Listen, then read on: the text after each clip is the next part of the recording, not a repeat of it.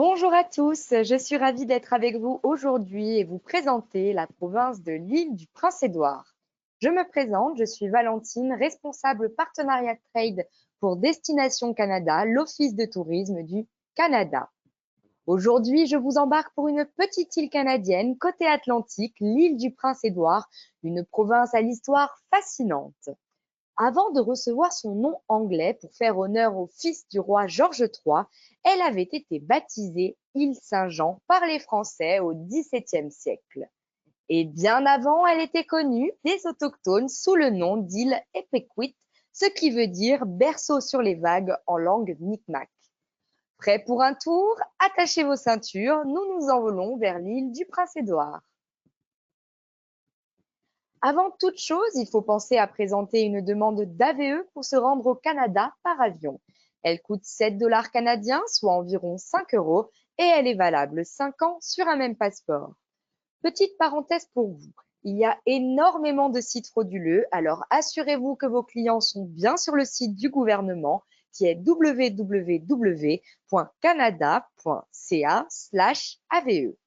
Aussi, pensez à informer vos clients que les prix affichés au Canada n'incluent ni les taxes, environ 15% supplémentaires sur l'île du Prince-Édouard, et ni les pourboires attendus dès qu'il y a un service, et c'est un minimum de 15% supplémentaires. L'île du Prince-Édouard est la plus petite province du Canada. Sa superficie est un peu plus petite que la Corse, vous la voyez sur cette carte sur la côte est du Canada. Sa population compte tout de même 143 000 habitants, dont 4% parlent français. D'ailleurs, je vous invite à consulter le site internet Corridor Canada pour faire découvrir à vos clients les expériences en français au Canada. Pour se rendre sur l'île du Prince-Édouard depuis Paris, une escale est nécessaire. Elle se fait logiquement à Montréal et le code de l'aéroport est YUL pour éviter de se rajouter de la distance. Air Canada propose un itinéraire complet de Paris à Charlottetown en 12h30 de vol avec escale à Montréal. Mais vous pouvez aussi vous rendre à Montréal avec Air France ou Air Transat. Quand vous arrivez à destination, pensez à reculer vos montres de 5 heures. Quant au meilleur moment pour visiter cette petite île d'Atlantique du Nord, ça dépend de vos envies car elle est haute en couleurs toute l'année. Au printemps, comptez une douzaine de degrés et des milliers de fleurs à l'horizon. Les tulipes ou fleurs sauvages cachent presque le sol rouge. C'est aussi le début de la saison du homard, début mai. Les étés insulaires sont chauds et rarement humides, environ 20 degrés avec la brise marine qui est présente partout, mais parfois des pointes jusqu'à 32 degrés. Les automnes sont clairs et doux avec environ 15 degrés. Les routes de l'île sont bordées de l'orange flamboyant des érables à sucre, du rouge ardent des semacs, des cerisiers et des érables rouges, ainsi que du jaune éclatant des peupliers, des bouleaux et des hêtres. C'est aussi le moment où se tiennent deux des festivals culinaires incontournables de l'île. Le Festival des saveurs d'automne qui se déroule dans toute la province et le Festival international des fruits de mer, la plus grosse fête de cuisine au Canada atlantique. Pour profiter pleinement du feuillage, venez entre la mi-septembre et la mi-octobre. Quant aux hivers, ils sont autour de moins 5 degrés et recouverts d'un beau manteau blanc. Une fois que vous êtes sur place, vous pouvez choisir de vous concentrer sur une région ou une autre ou faire un tour complet de l'île puisqu'elle s'y prête bien. Vous pouvez voir sur la carte que la province est entourée par les eaux du golfe du Saint-Laurent avec le Québec au nord, tandis qu'au sud, nous avons le détroit de Northumberland entre l'île du Prince-Édouard et les provinces en face, qui sont celles du Nouveau-Brunswick et de la Nouvelle-Écosse. La province compte 4 régions touristiques que je vais vous présenter aujourd'hui d'est en ouest. Commençons par la capitale provinciale, Charlottetown, dont l'aéroport est à 15 minutes seulement de la ville et le code de l'aéroport est YYG. Je vous recommande de louer aussitôt une voiture pour plus de liberté, même si vous pourriez utiliser le bus East Connection qui fait la navette régulièrement entre le centre-ville et l'aéroport de mi-juin à mi-octobre. Charlottetown est la plus grande ville de l'île du Prince-Édouard avec ses 35 000 habitants. C'est aussi sa capitale provinciale, donc vous y trouverez une belle animation. Sur la photo que vous voyez ici, les flèches qui se démarquent de la ville et permettent de la reconnaître sont celles de la basilique cathédrale Saint-Dunstan, un très bel exemple de construction gothique, initialement en bois vers 1800, mais reconstruite en pierre après un feu en 1916. Les bâtiments de la ville ont sinon un charme très victorien. Charlottetown et plus généralement l'île du Prince-Édouard est connue comme le berceau de la Confédération. Savez-vous pourquoi? En 1864, 4 provinces se sont rencontrées à Charlottetown pour créer un nouveau pays qui n'est rien d'autre que le Canada. Ce tableau de Rex Woods montre les pères de la Confédération, c'est-à-dire des notables délégués de leur colonie, en l'occurrence des actuelles provinces du Nouveau-Brunswick, de la Nouvelle-Écosse, de l'Ontario et du Québec. Ce sont eux qui ont signé l'accord formant le Canada. Donc, même si la ville est petite et qu'une journée suffit pour la visiter, il n'en reste pas moins quelques incontournables. Puisqu'on vient de l'histoire de la Confédération canadienne, filée à la Province House, même si le bâtiment est fermé au public, on peut visiter le Centre des arts de la Confédération et une réplique de la salle de la Confédération où ont été signés les documents fondateurs du Canada. Ensuite, direction Victoria Row, une petite rue piétonne tout en briques remplie de boutiques originales et de bars et restaurants avec des terrasses sympas. C'est l'endroit le plus animé de la ville. Enfin, pour digérer, faites une balade au Petit Port, ça vous fera passer par le Peaks Quay, qui est un quartier touristique connu pour ses boutiques de souvenirs et aussi ses jolies cabanes en bois. Ensuite, le road trip peut commencer. Je vous conseille dans le sens inverse des aiguilles d'une montre pour profiter des panoramas sur la mer à chaque occasion et en toute sécurité. Nous passerons par le village historique d'Orwell Corner, le phare de Point Prim, la station de ferry Wood Islands, le Cape Bear, le phare de Panmure Island et la ville animée de Montague. Donc, à 30 minutes à l'est de Charlottetown, découvrons le village historique d'Orwell Corner. Ce musée de plein air recrée un petit village agricole des années 1890 avec en haute saison, c'est-à-dire en juillet et en août, des guides en costume d'époque. Vos clients peuvent travailler aux côtés de l'agriculteur et de son équipe de chevaux, apprendre aussi à comment fabriquer des cuillères avec le forgeron, puis jouer sous la direction d'un joueur de violon ou encore s'initier au pas d'une danse carrée traditionnelle. Vous pouvez aussi y visiter une ferme et un musée sur l'agriculture ou encore profiter de leur salon de thé pour une pause gourmande avec une vue panoramique sur la baie. 20 minutes plus loin, vos clients découvriront le plus ancien phare de l'île du Prince-Édouard à Point Prim. Ce phare de briques ronds est un lieu du patrimoine national. Il est possible d'y monter et je vous le recommande vivement. La vue y est juste magnifique sur le détroit de Northumberland et la baie de Hillsborough. En saison, il est illuminé comme vous pouvez le voir ici. Information importante pour les personnes qui souhaitent inclure l'île du Prince-Édouard dans un itinéraire multiprovince. Il est possible d'y arriver en ferry, les voitures sont garées à l'intérieur. Le traversier de Northumberland Ferries fait l'aller-retour entre Caribou, qui est en Nouvelle-Écosse, et Wood Islands sur l'île du Prince-Édouard à 30 minutes de Point Prim Lighthouse. La traversée dure environ 75 minutes et le service est disponible plusieurs fois par jour de mai à décembre et jusqu'à 9 fois en haute saison. Continuons et 20 minutes plus à l'est, nous arrivons au Cape Bear. Pour la petite histoire, ce phare est l'un des premiers endroits à avoir capté le signal de détresse du Titanic en 1912. Aujourd'hui, on aime s'y balader le long des falaises, entouré de la faune locale, comme par exemple les phoques ou les marsouins, et aussi se prélasser sur des plages préservées. Une autre plage plaît beaucoup sur l'île, celle de Panmure Island, à 45 minutes au nord du Cape Bear. C'est une longue plage de sable blanc, comme vous pouvez le voir, bordée d'un parc naturel et surmontée du plus ancien phare en bois de l'île qu'il est possible de visiter. Les Premières Nations organisent d'ailleurs chaque été un grand powwow autour du phare historique de Panmure Island. Et puis, vous pourriez découvrir l'île à vélo le long de ces magnifiques panoramas. D'ailleurs, avons-nous des amateurs de vélo?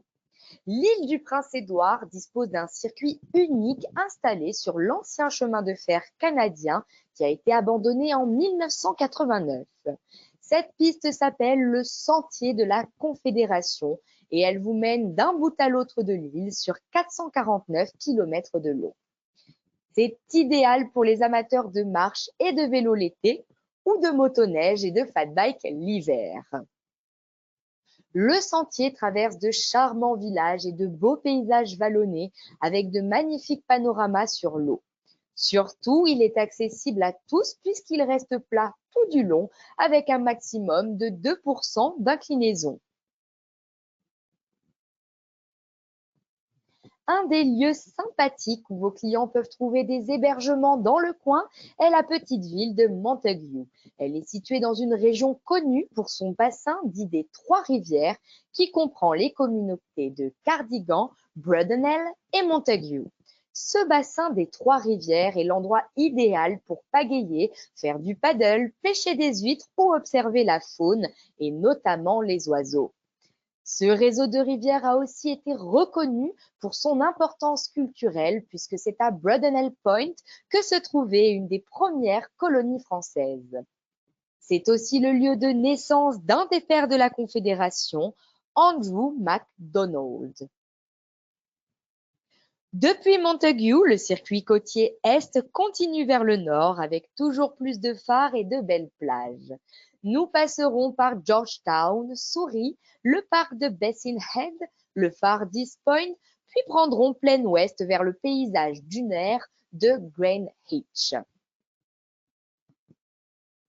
À peine 15 minutes plus loin, nous voici à Georgetown et une autre ville où vos clients peuvent facilement se loger. Sans surprise, la ville se distingue par son port, qui est d'ailleurs le plus profond en Amérique du Nord et le premier port construit sur la côte Est. Du coup, Georgetown est connu pour ses produits de la mer. On y trouve aussi l'un des plus anciens théâtres au Canada, c'est le King's Playhouse, qui est devenu un centre culturel très couru sur l'île.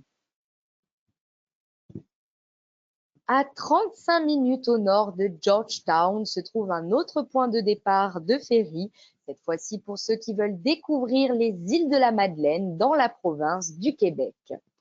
Le service de traversier est opéré par la CTMA entre Cap-aux-Meules sur les îles de la Madeleine au Québec et Souris sur l'île du Prince-Édouard. La traversée dure 5 heures, donc non seulement vous avez de quoi manger à bord, mais en plus les repas y sont réputés pour être délicieux. Sans compter que le service est en français, Québec oblige. 15 minutes plus au nord de Souris, découvrez un autre parc renommé de l'île, le parc provincial Basin Head. La plage de sable blanc fin de Basin Head attire autant les touristes que les locaux. D'ailleurs, vous commencez à comprendre que l'île du Prince-Édouard et les plages sont des synonymes. Avec 111 km de littoral, dont une grande partie est restée vierge, c'est le paradis des baigneurs et la mer est à maximum 20 minutes de voiture, quel que soit votre point de départ. Vous pouvez y faire une promenade guidée, tirer un filet dans la lagune pour explorer les créatures marines ou déguster un délicieux pique-nique à base d'algues et de produits locaux. Le musée Basin Head Fisheries Museum vous permettra d'en apprendre davantage sur le monde de la pêche autour de l'île. Son hangar à bateaux, sa conserverie et son musée en font un des lieux les plus intéressants de la province. En parlant de pêcherie, il faut mentionner le village de pêcheurs de North Lake qui a été sacré capitale mondiale du thon dans les années 1970. On y pêche du thon rouge dont les gabarits varient de 300 à 500 kilos.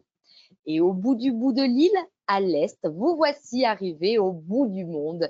Le phare d'East Point se visite de façon autonome ou guidée à votre guise. Vous y trouvez aussi une boutique d'artisanat, un café et une aire de pique-nique. En parlant de pique-nique, qu'est-ce qu'il faut goûter sur l'île du Prince-Édouard? C'est une petite île résolument tournée vers l'agriculture où le concept de la ferme à la table prend tout son sens. La terre est riche, ce qui favorise la récolte de fruits et de légumes, et la patate est à l'honneur. C'est même le premier produit agricole de la province. Comptez aussi sur de bonnes viandes et produits laitiers, sans oublier que les eaux regorgent de poissons, ainsi que de homards, huîtres et autres fruits de mer. Plusieurs vous diront même que leurs moules sont les meilleurs au monde. Pour l'anecdote, l'île du Prince-Édouard produit plus de 40 millions de livres de moules par an. Ça représente 80% de la production canadienne. Et maintenant, cap à l'ouest pour clore le circuit côtier de l'Est. Un incontournable sur l'île est la péninsule de Greenwich. À 45 minutes de North Lake, c'est un des trésors naturels du Canada. Le sentier des dunes de Greenwich comprend une promenade flottante au-dessus d'un marécage qui mène jusqu'à l'une des plages de sable blanc les plus sauvages de l'île. Le sentier, d'une heure environ, est interprétatif, donc on y apprend plein de choses sur le système des dunes paraboliques s'élevant au-dessus des plages. Effet waouh garanti! Et puis sinon, je vous parle depuis le début de cette présentation des plages qui font la renommée de l'île, mais je dois aussi mentionner les parcours de golf de la province. Ils sont plus nombreux per capita qu'ailleurs au Canada. D'ailleurs, vu du ciel avec ses collines vertes, ses fosses de sable et d'eau et ses bois, l'île du Prince-Édouard a l'air d'un terrain de golf géant. Débutants, amateurs ou pros y profitent de 25 superbes terrains de golf avec des droits de jeu étonnamment abordables. Vous vous rappellerez donc qu'il est possible d'y jouer sur plus d'un terrain par jour. Le circuit côtier du centre, aussi appelé Côte des Pignons Verts, Green Gables Shore en anglais, sillonne des routes pittoresques, gourmandes et culturelles. Nous nous arrêterons au parc national de l'île du Prince-Édouard, puis au Jardin de l'Espoir, à North Rustico, à Cavendish, à Thunder Cove Beach et enfin à Malpeque. Allez, continuons plein ouest. 40 minutes à l'ouest se trouve le parc national de l'île du Prince-Édouard. Ce parc très étendu longe 60 km de la côte nord de l'île. Il offre une foule d'activités, que ce soit journée à la plage, camping à la Belle Étoile ou balade à pied, en vélo ou à cheval le long du littoral. C'est idéal pour les familles. 35 minutes plus loin maintenant, une halte bucolique s'impose au joli village de New Glasgow. Ces jardins, Gardens of Hope, profitent de la vue sur la rivière Clyde, idéale pour admirer les couchers de soleil. Vous pouvez aussi vous approvisionner à la beurrerie locale qui a été rénovée en 1913 et qui est l'un des endroits fétiches des insulaires. Et tant qu'à se prélasser au parc, autant lire de la littérature locale. Je vous propose un livre emblématique de cette province, c'est celui de l'auteur local à succès, Lucy Maud Montgomery, Anne, la maison aux pignons verts. Ce premier roman a été un succès instantané à sa parution en 1908 et il n'a jamais cessé d'être en circulation depuis plus d'un siècle. Il a été traduit dans une douzaine de langues, dont le français, et pour la petite anecdote, les Japonais apprennent l'anglais avec ce livre. C'est même une lecture obligatoire pour eux. Madame Montgomery a écrit d'autres livres, en l'occurrence plus de 500 nouvelles, 20 romans, 2 collections de poésie, mais c'est bien Anne, la maison au pignon vert, qu'il faut retenir. Puisque ce roman a même été adapté en pièce de théâtre, film et série sur Netflix, comme vous pouvez le voir ici. Sinon, je vous propose aussi la récente comédie Merci pour tout, avec 2 sœurs qui reprennent contact à la mort de leur père. Donc, puisqu'on est dans le coin, 10 minutes de route plus loin, vous pouvez visiter le lieu historique national du Cavendish. Il comprend la maison Green Gables décrite dans le livre, la résidence de son auteur et plusieurs éléments paysagers. C'est pour satisfaire la curiosité des centaines de milliers de lecteurs que le site qui a servi de cadre pour l'histoire a été tourné en musée. De mai à octobre, des programmes d'interprétation et des visites en costume d'époque sont même organisés pour donner vie à ce livre qui décrit si bien cette île-jardin. Vous pouvez aussi vous y faire tirer le portrait avec une actrice déguisée en Anne Shirley, l'orpheline rousse du roman. Un peu plus loin, baladez-vous sur la plage vers les falaises de Grès Rouge à Thunder Cove Beach. Les paysages sont particulièrement photogéniques, comme sur cette photo, mais au fait, savez-vous pourquoi le sol y est si rouge? C'est à cause de l'oxyde de fer présent dans le sol qui rouille lorsqu'il est exposé à l'air. Je vous rassure, c'est sans danger pour votre santé. Le coin est aussi réputé pour ses belles baies qui permettent l'élevage d'huîtres et de moules. Au Fisherman's Wharf de Rustico, ou vers Malpec, qui signifie large baie en langue autochtone, faites halte dans les cabanes à huîtres pour déguster leurs merveilles. Si les insulaires en sont fiers, c'est qu'elles ont rapidement obtenu les honneurs internationaux. Lors d'une exposition à Paris en 1900, l'huître Malpec a été jugée comme la plus savoureuse au monde.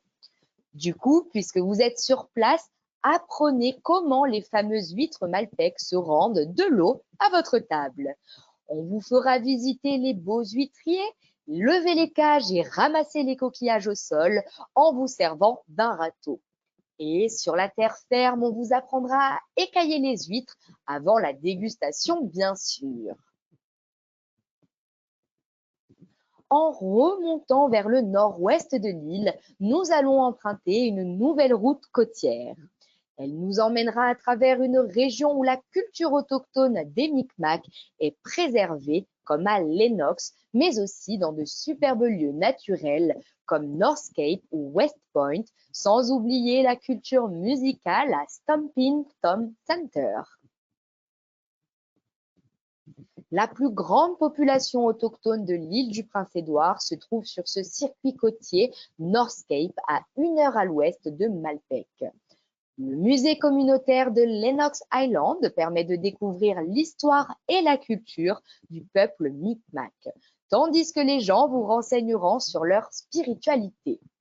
Profitez-en pour visiter le centre écotouristique dédié, faire une visite à pied sur le sentier interprétatif The Path of Our Forefathers et aller au restaurant pour déguster un plat Micmac traditionnel ou encore un pain bannique. En saison, vous pourriez aussi assister à un powwow. C'est une célébration traditionnelle autochtone avec danse et musique, en général autour des week-ends entre juin et septembre. Et puis, des activités sont possibles avec des guides autochtones, par exemple, pour s'initier à la décoration de piquants de porc-épic ou à la création de tambours à main en peau d'orignal. 1 heure plus loin, en longeant la côte nord et en suivant les éoliennes de toutes formes et tailles, Nous voici au bout du bout, au nord-ouest de l'île, à North Cape. Attention, ça décoiffe. Le site est exposé à 300 degrés au grand vent du Golfe. Du coup, ce site est depuis 1980 le terrain d'essai éolien de l'Atlantique, c'est-à-dire le laboratoire national de l'énergie éolienne du Canada. Le récif naturel est le point de rencontre entre les eaux du golfe du Saint-Laurent et du détroit du Northumberland. Vous pouvez vous promener le long des falaises de grès rouge à marée basse pour observer les oiseaux et animaux marins, comme par exemple les phoques. Et à marée haute, suivez la route de terre le long de la côte ou l'un des nombreux sentiers comme le Black Marsh Nature Trail pour apprécier la grande taille des turbines. Visitez aussi le centre d'interprétation de North Cape. Il comprend un aquarium, un restaurant et une boutique. Vous avez de quoi faire. En descendant 20 minutes dans le sud-ouest, un arrêt s'impose au Stompin' Tom Center, Homestead and Schoolhouse. Ce musée rend hommage à l'un des meilleurs chanteurs de country folk du Canada, Monsieur Stompin' Tom Connors. Vous pouvez y écouter ses disques, mais aussi assister à des dîners-spectacles. Et puisqu'on parle de musique, voici d'autres artistes insulaires à découvrir et à ajouter à votre playlist. Angèle Arsenault est une chanteuse acadienne pleine d'humour qui avait fait fureur au Canada.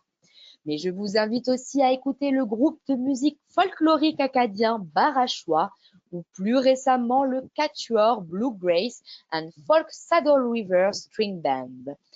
Et aussi le groupe de rock indépendant 2 Hours Traffic.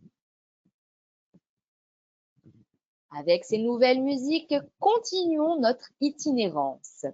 À 45 minutes au sud du centre musical, vous atteindrez un des phares iconiques de la province, celui de West Point. Il a été construit en 1875 et transformé en auberge-musée de 13 chambres, si bien que vos clients peuvent y dormir au bord de l'eau et profiter de couchers de soleil juste époustouflants. Apportez votre maillot et profitez de l'occasion pour vous baigner au parc provincial de Cedar Dunes.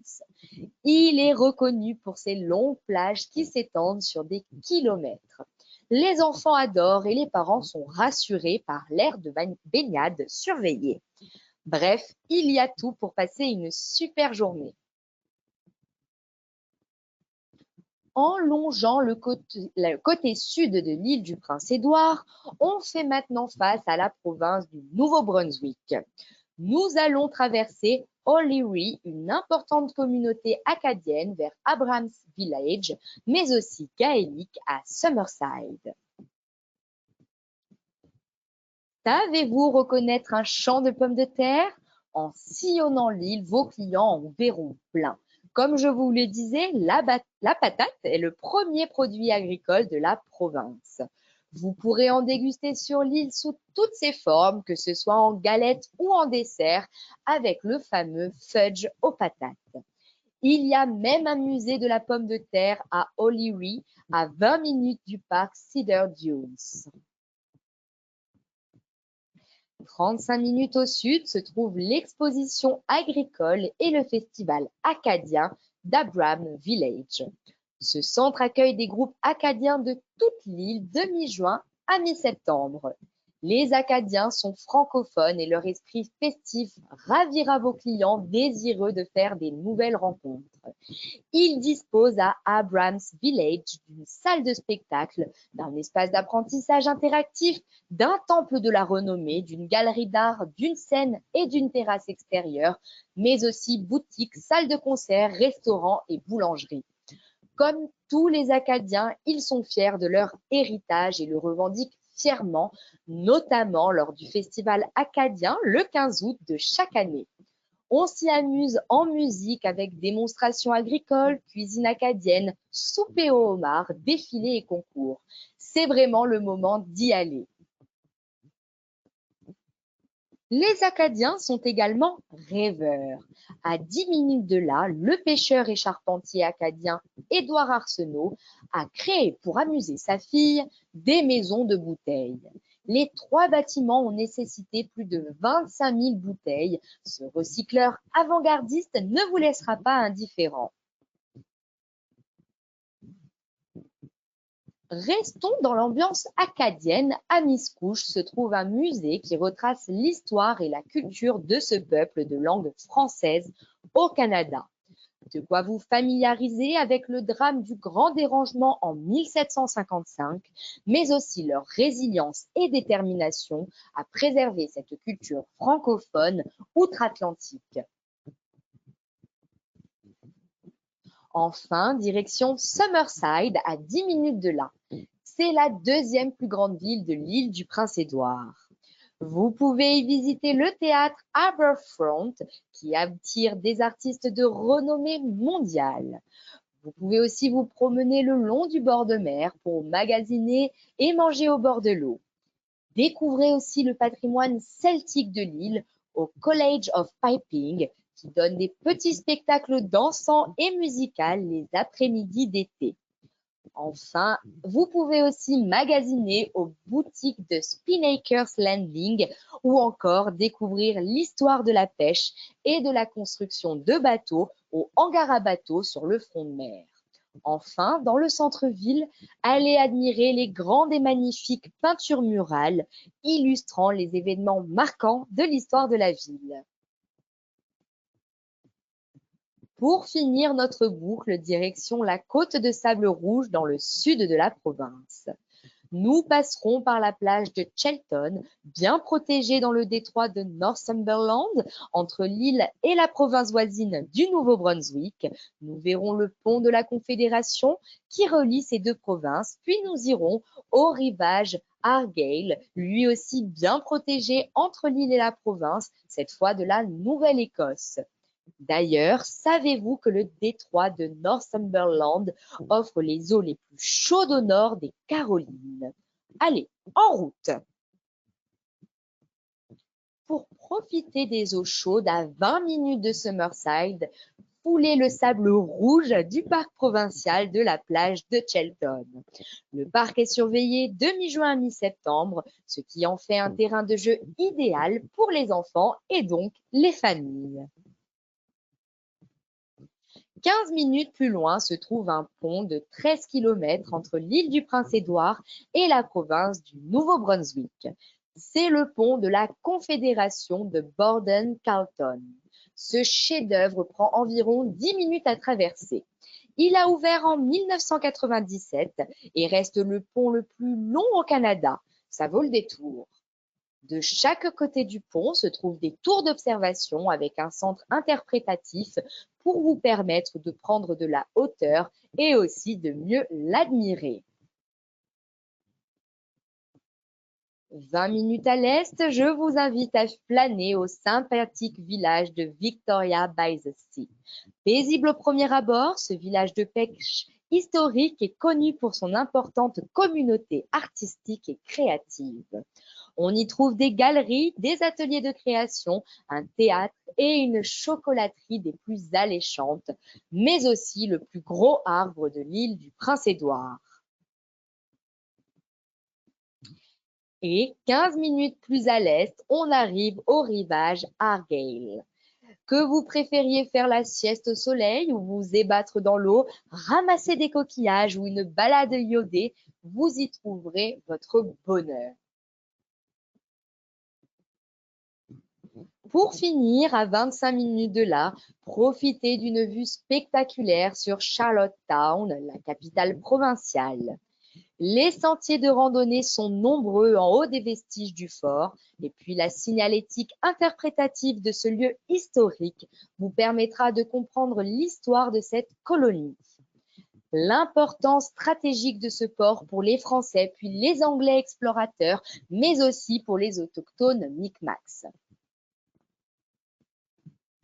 Notre boucle est maintenant bouclée. J'espère que cette découverte de l'île du Prince-Édouard vous a plu. Aujourd'hui, nous avons vu à notre arrivée à Charlottetown. Nous Nous avons pris plein est direction le phare de Point Prim ou les plages de Panmure Island, Basin Head et Greenwich.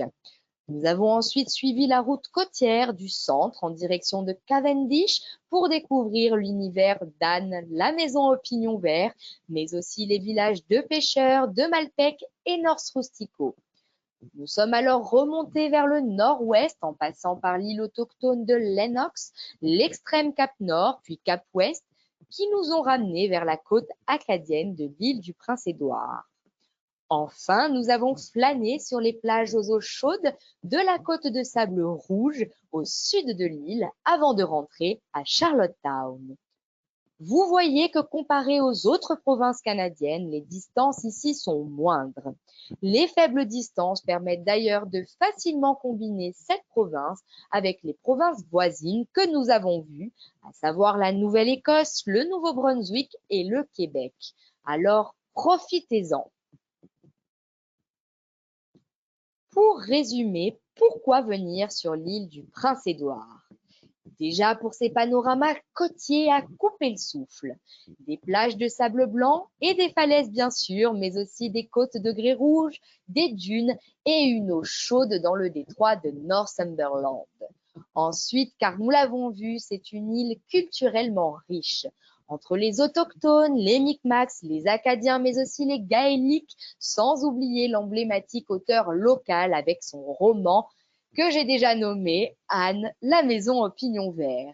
Vous avez un vrai melting pot culturel à y découvrir. Enfin, car la bien nommée l'île des délices du Canada est faite pour les gastronomes. Les paysages agricoles sont révélateurs d'un séjour gourmand avec une grande variété de fruits de mer et de fruits et légumes, dont l'emblématique pomme de terre de l'île. C'est un vrai régal pour vos papilles. Alors, quand partez-vous sur l'île du Prince-Édouard? Dites-nous et pour en savoir plus, visitez les sites officiels de l'Office de tourisme national avec explorercanada.fr et l'Office de tourisme provincial avec tourisme sans e, pei.com. Je reste bien sûr à votre disposition pour toute question et vous trouvez ici mon courriel qui est vpissard@tourisme-synergique.com. Pour terminer, je vous laisse avec la magnifique vidéo de la province de l'île du Prince-Édouard et je vous souhaite une très belle journée et à tantôt au Canada.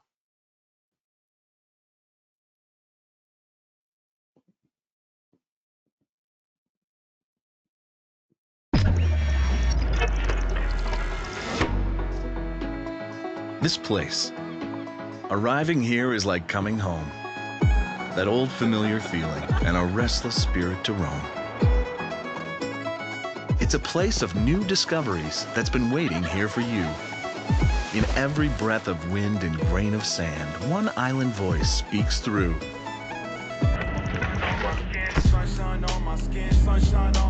This is the place we come together, a place of celebration and pride, a place to take a chance and let your senses be your guide. This is a land of adventures, big and small, and quiet moments to wonder at the beauty of it all.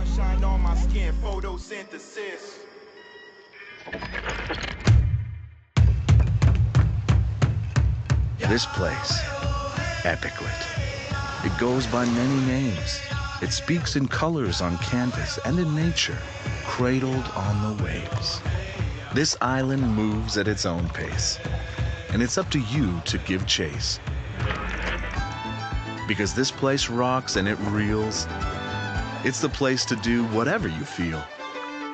From tip to tip, there's so much to uncover, so many textures and tastes to discover. The eternal moments of another island summer. This place, this island, it's in all our shared memories, in every blissful smile, and in all the old stories. This place, this island, it's for you and for me. This place, this island, it's where your spirit can be free. come find your island.